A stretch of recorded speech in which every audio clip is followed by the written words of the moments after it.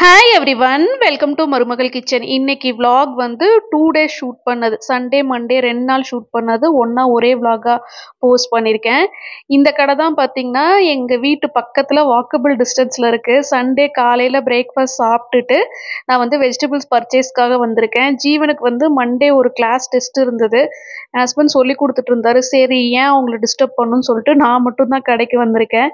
Last time பார்த்தீங்கன்னா அந்த pre preparation vlogல நான் அந்த மாம்பழம் பற்றியெல்லாம் சொல்லியிருந்தேன்.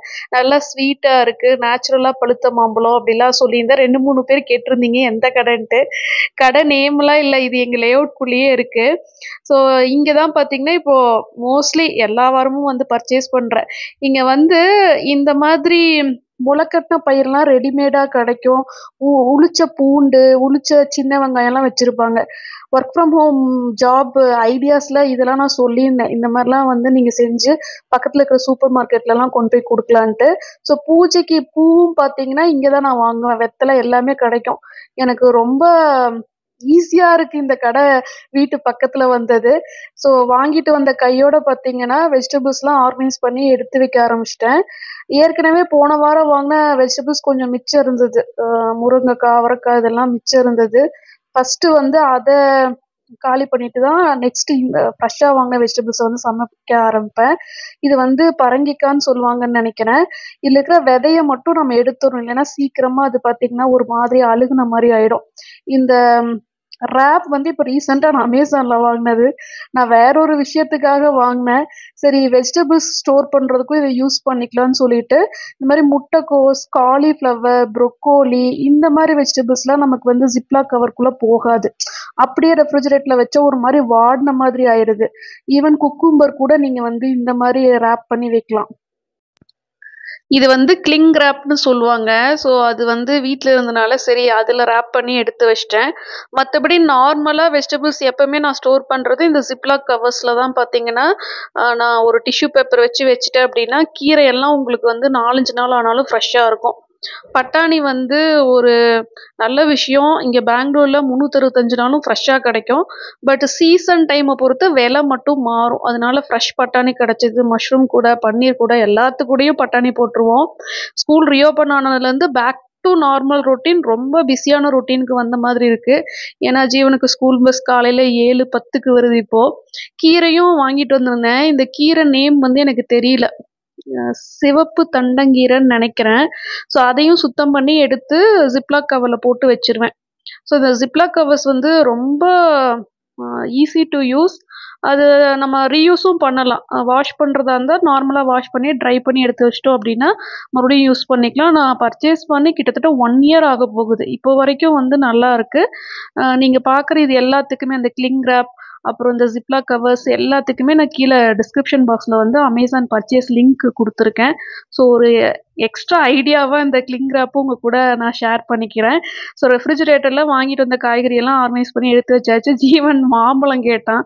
அது வந்து ஹாஃப் கட் பண்ணி கொடுத்துட்டு ஹாஃப் வந்து அப்புறமா சாப்பிட்டுக்கலான்னு சொல்லிட்டு அதையும் கிளிங் ரேப்பில் வந்து நான் வந்துட்டு ரேப் பண்ணிவிட்டு ரெஃப்ரிஜரேட்டரில் வச்சுட்டேன்.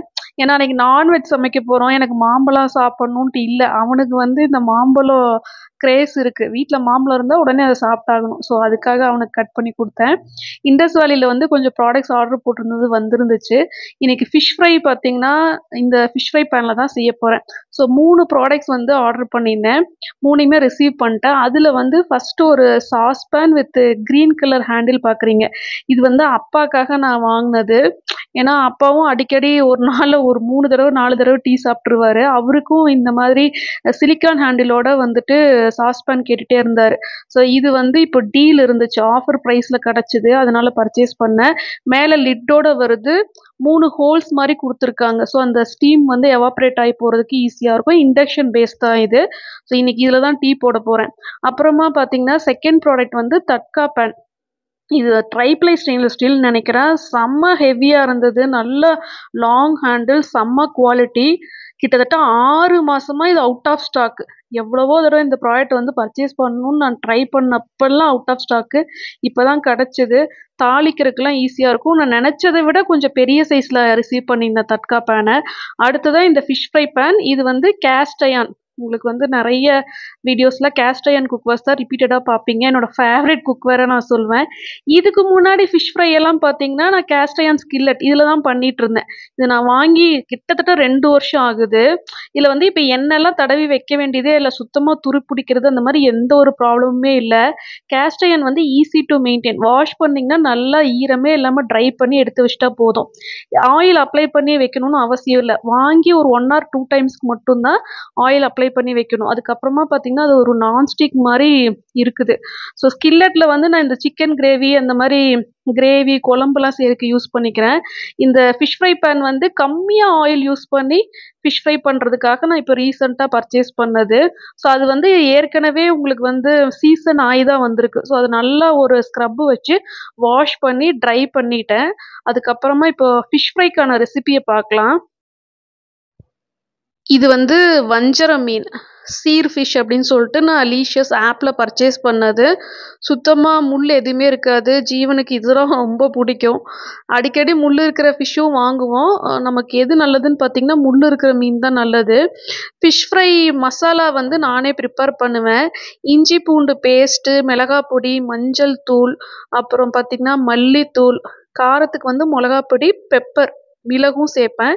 கொஞ்சமாக சீரகம், சோம்பு, தேவையான அளவு உப்பு இதெல்லாம் போட்டு நம்ம கிரைண்ட் பண்ணும். இது வந்து Kerala style fish fry recipe. நான் நிறைய தடவை இது காட்டியிருக்கேன். ஆனாலும் எப்பயாவது ஃபிஷ் ஃப்ரை மட்டும் காட்டினேன் அப்படின்னா அந்த பேஸ்ட் ப்ரிப்பரேஷன் காட்டுங்கன்னு சொல்லி கமெண்ட் பண்ணுறனால மறுபடியும் காட்டியிருக்கேன். ஸோ இது வந்து பார்த்திங்கன்னா கொஞ்சமாக புளி பேஸ்ட் ஆட் பண்ணியிருக்கேன். கார்ன்ஃப்ளவர் மாவு கொஞ்சம், அரிசி மாவும் கொஞ்சம், அதாவது கார்ன்ஃப்ளவர் 1 ஸ்பூன், அரிசி மாவு 1/2 ஸ்பூன். மொறுமொறுன்னு ஃப்ரை ஆகி வரும். கார்ன்ஃப்ளவர் பார்த்திங்கன்னா பைண்டிங் ஏஜென்ட். நல்லா அரைச்சிக்கணும். தண்ணி அளவாக ஊற்றி நல்லா திக்கு பேஸ்ட்டாக அரைச்சிக்கணும். நீங்கள் மிளகாப்பொடி, மஞ்சள் தூள், உப்பு, அப்புறம் இந்த டேமரின் பேஸ்ட்லாம் ஜஸ்ட் அப்படியே மிக்ஸ் பண்ணி நீங்கள் வந்து இந்த ஃபிஷ் மேலே கோட் பண்ணிவிட்டு ஃப்ரை பண்ணிங்கன்னா அந்த மசாலா வந்து பிரிஞ்சு எண்ணெயில் அப்படியே போயிடும். நீங்கள் இந்த மெத்தட் ட்ரை பண்ணுங்கள். எதெல்லாம் நீங்கள் வந்து ஃபிஷ் ஃப்ரை மசாலுக்கு போடணும்னு நினைக்கிறீங்களோ அது எல்லாமே இந்த மாதிரி ஒரு மிக்ஸி ஜாரில் கருவேப்பிலை, மிளகு ரொம்ப முக்கியம், சோம்பு, கருவேப்பிலை, மிளகு, சோம்பு போட்டிங்கன்னா அது இந்த கேரளா ஸ்டைலில் இருக்கும். அது நல்லா அரைச்சிட்டு கூட கார்ன்ஃப்ளவர் மஸ்ட்டு அதையும் போட்டு அரைச்சிட்டு நீங்கள் இந்த மாதிரி கோட் பண்ணீங்க அப்படின்னா உங்களுக்கு வந்து அந்த மசாலா எண்ணெயில் பிரிஞ்சு போகாது. மினிமம் 30 மினிட்ஸாவது இது மேரினேட் ஆகணும். ஸோ இது வந்து நல்லா கோட் பண்ணி நான் வந்து ரெஃப்ரிஜரேட்டருக்குள்ளே எடுத்து வச்சிட்டேன். சரி கொஞ்ச நேரம் அப்படியே இருக்கட்டும்ன்ட்டு. எனக்கும் என் ஹஸ்பண்டுக்கும் பார்த்தீங்கன்னா இதில் தான் டீ போடுறேன். ஸோ இந்த சாஸ்பேன் வந்து நம்ம ஸ்டவ்வில் வச்சோம் அப்படின்னா விழுகக்கூடாது, நல்லா ஸ்ட்ரைட்டாக நிற்கணும். எப்போவுமே இந்த மாதிரி ப்ராடக்ட்லாம் பர்ச்சேஸ் பண்ணுறீங்க அப்படின்னா அது பார்த்துக்கோங்க. நம்ம ஏதாவது வச்சோம் அப்படின்னா அது அந்த ஹேண்டிலோட வெயிட்டுக்கு வந்து சாயக்கூடாது. டீ வந்துட்டு நான் வேறு மெத்தடில் போடுவேன். ஆக்சுவலாக டிகாஷன் ஃபஸ்ட்டு இறக்கிட்டு அப்புறமா பால் சேர்ப்பேன். இன்றைக்கி வேறு மெத்தடில் போட்டிருக்கேன். ஸோ அந்த ஹோல்ஸ் இருக்கிறனால ஸ்டீம் வந்து ஈஸியாக எவாப்ரேட் ஆகி போயிடுது. இது இண்டக்ஷன் பேஸ்லேயும் நல்லா ஒர்க் ஆகுது. செம்ம குவாலிட்டி. ஜீவனும் என் ஹஸ்பண்டும் ஜீவனோட ரூமில் இருக்காங்க. நான் போயிட்டு அங்கே வீடியோ எடுத்தேன்னா ஜீவனுக்கு வந்து டிஸ்டர்பன்ஸாக இருக்கும். ஸோ இப்போ அவன் 10th ஸ்டாண்டர்ட் அப்படின்றனால தான் நான் அவ்வளோவா அவனை வந்து வீடியோஸில் காட்டுறதில்ல. நான் போயிட்டு வீடியோ ஷூட் பண்ண போனேன் அப்படின்னா உடனே அவன் டீவியேட் ஆகிடுறான். மண்டே வந்து மேக்ஸ் டெஸ்ட் இருந்தது. ஸோ அதனால் அவரும் ஜீவனும் உள்ளே இருக்காங்க ரூமில். மத்தியானத்துக்கு பார்த்திங்கன்னா இது உடச்ச பாசி பயிறு, இது பிக் பாஸ்கெட்டில் கிடைக்கிது. நார்மலாக பச்சை பயிருக்கு பதிலாக இந்த மாதிரி உடச்ச பச்சை பயிறு வச்சு நம்ம சாம்பார் செய்யலாம். இப்போ துவரம்பருப்பு போட்டு எப்படி சாம்பார் செய்கிறோமோ சேம் அதே மெத்தடில் இந்த அகாராவோட ஹேண்ட் பிளெண்டர் வச்சு கடைஞ்சிக்கிறேன். இதுதான் மத்தியானம் லஞ்சுக்கு. இதுக்கு காயெல்லாம் எதுவுமே போட தேவையில்லை. ரொம்ப டேஸ்ட்டாக இருக்கும். நார்மலாக நம்ம துவரம்பருப்பு போட்டு செய்கிற சாம்பாரை விட இந்த பாசி பருப்பு சாம்பாரும் நல்லாயிருக்கும், உடச்ச பாசி பயிறு சாம்பாரும் ரொம்ப நல்லாயிருக்கும். சௌ இருந்துச்சு அப்படின்னா இது கூட போட்டு செய்யலாம். நான் நைட்டு டின்னருக்கு வந்து சப்பாத்தி பிளான் பண்ணியிருந்தேன். ஸோ மத்தியானம் லஞ்சுக்கும் பார்த்திங்கன்னா அந்த குழம்பும் நல்லாயிருக்கும், அப்புறம் சப்பாத்திக்கும் சூப்பராக இருக்கும். ஸோ இந்த தட்கா பேனில் தான் பார்த்திங்கன்னா தாளித்து கொட்டுறேன். நான் எக்ஸ்பெக்ட் பண்ணதை விட பெரிய சைஸில் வந்ததில் எனக்கு ரொம்ப சந்தோஷம். நல்ல குவாலிட்டியாக இருக்குது. சேம் இதே வந்து எங்கிட்ட தட்கா பேன் பார்த்திங்கன்னா அயர்னில் வச்சுருக்கேன். ஸோ அயர்ன் அப்படின்னா நீங்கள் வந்து அடிக்கடி அதில் ஆயில் அப்ளை பண்ணி வச்சுட்டே இருந்தால் தான் ரஸ்ட்டு வராது. அதே கேஸ்ட் அயர்ன் அப்படின்னா நீங்கள் வந்து வாங்கிட்டு 1 or 2 டைம்ஸ் மட்டும்தான் நீங்கள் வாஷ் பண்ணி ட்ரை பண்ணிவிட்டு ஆயில் அப்ளை பண்ணி வைக்கணும். அதுக்கப்புறமா அப்ளை பண்ண தேவையில்லை. ஏன்னா மோர் தென் 2 இயர்ஸாக கேஸ்ட் அயர்ன் வெசல்ஸ் யூஸ் பண்ணதில், கேஸ்ட் அயர்ன் குக்கர்ஸ் யூஸ் பண்ணதில் எனக்கு தெரிய வந்தது. கொஞ்சம் காஸ்ட்லியாக இருந்தாலும் ஒன் டைம் இன்வெஸ்ட்மெண்ட் தான். ஒன்ஸ் நம்ம பர்ச்சேஸ் பண்ணிட்டோம் அப்படின்னா அது தலைமுறையாக வந்து யூஸ் பண்ணலாம். மெயின்டைன் பண்ணுறது ரொம்ப ஈஸியாக இருக்குது. நல்ல வெயிட்டாக இருக்கும் உங்களுக்கு கேஸ்ட் அயர்ன். அயர்ன் பார்த்தீங்கன்னா அவ்வளோவா வெயிட்டாக இருக்காது. ஸோ கேஸ்ட் அயர்ன் நல்லா வெயிட்டாக இருக்கிறனால இந்த மாதிரி ஃப்ரை எல்லாம் பண்ணும்போது நல்லா கிறிஸ்பியாக முறுமுறுன்னு வருது. 2 சைடு ஹேண்டில் இருக்கிறனால நமக்கு ஸ்கில்லட் யூஸ் பண்ணுறதும் ஈஸியாக இருக்குது. இந்த மாதிரி ஃபிஷ் ஃப்ரை பேனுக்கு வேணும்னா சிலிக்கான் ஹேண்டில் வச்சும் எடுத்துக்கலாம். நான் சிலிக்கான் ஹேண்டில் வச்சு எடுக்கல. ஸோ ஃபிஷ் ஃப்ரை பார்த்தீங்கன்னா செம்ம சூப்பராக வந்துச்சு. நான் வாஷ் பண்ணிவிட்டு நல்லா ட்ரை ஆனதுக்கப்புறமா மறுபடியும் ஆயில் ஸ்ப்ரே பண்ணிவிட்டு ஒரு டிஷ்யூ பேப்பர் வச்சு வைப் பண்ணி வச்சிடறேன்.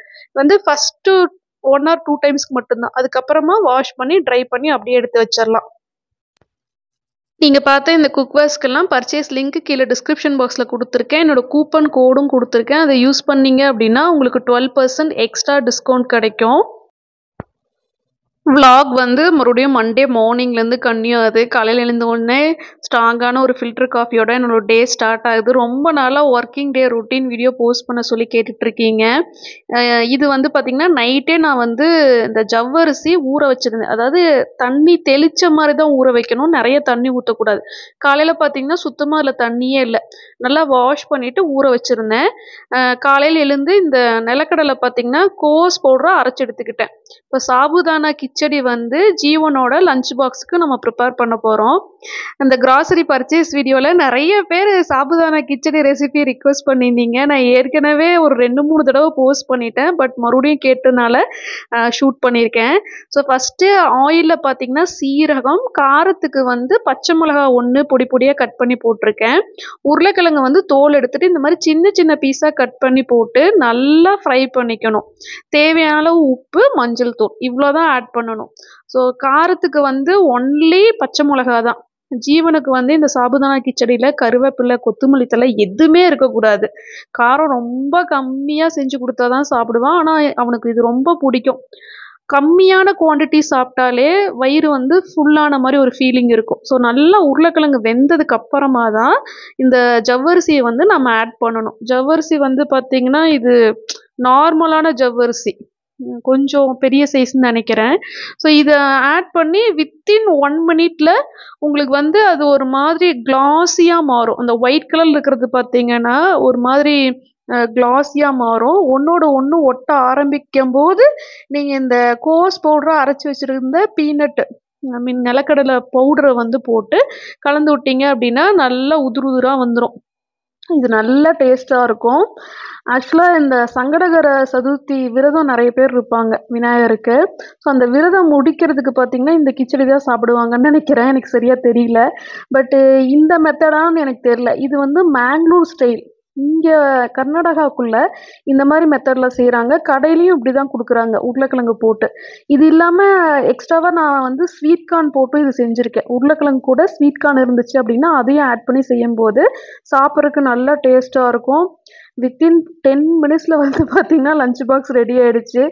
நான் வந்து 5 o'clock எழுந்து சமைக்க ஆரம்பித்தேன். ஸோ ஃபஸ்ட்டு வந்து ஜீவனுக்கு லஞ்ச் பாக்ஸ் பேக் பண்ணி எடுத்து வச்சுட்டு அதுக்கப்புறமா முருங்கைக்காய் சாம்பார் செஞ்சுருந்தேன். முருங்கைக்காயும் உருளைக்கிழங்கும் போட்டு சிம்பிளாக சாம்பார் செஞ்சுருந்தேன். காலையில் பிரேக்ஃபாஸ்ட்டுக்கு பார்த்திங்கன்னா அடை தோசை. இது வந்து முன்னத்து நாள் அடை தோசை மாவு ஆட்டி வச்சுருந்தேன். மிக்சிலேயே நம்ம அரைச்சிடலாம். ஸோ இது வந்து நல்ல காம்பினேஷனாக இருக்கும். அடை தோசை மாவு ரெசிபி வந்து வேணும்னா நான் நெக்ஸ்ட் வீடியோவில் இன்க்ளூட் பண்ணுறேன். ஸோ இது வந்து நல்ல டேஸ்ட்டாக இருக்கும். ஸோ ஜீவனுக்கு பார்த்திங்கன்னா ஒரு 7 o'clock நான் அந்த லஞ்ச் பாக்ஸையும் பேக் பண்ணி எடுத்து வச்சுட்டு பிரேக்ஃபாஸ்ட்டும் ரெடி பண்ணி அவன் கையில் கொடுத்துடணும். எக்ஸாக்டாக 7:10க்கு எங்கள் அப்பார்ட்மெண்ட் முன்னாடியே பஸ்ஸு வந்து நிற்கிறனால அவன் பாருங்கள் மணி 7 ஆச்சு இப்போ தான் உட்காந்து சாப்பிட்டுட்ருக்கான். இது இல்லாமல் நான் வந்து சிம்பிளாக பருப்பு ரசம் செஞ்சுட்டு அவரைக்காய் பொரியலும் செஞ்சுருந்தேன். அது என்னால் ஷூட் பண்ண முடியல. ஏன்னா ஜீவன் கிளம்புற வரைக்கும் பார்த்திங்கன்னா ரொம்ப ஹரிபரியாக இருக்கும்.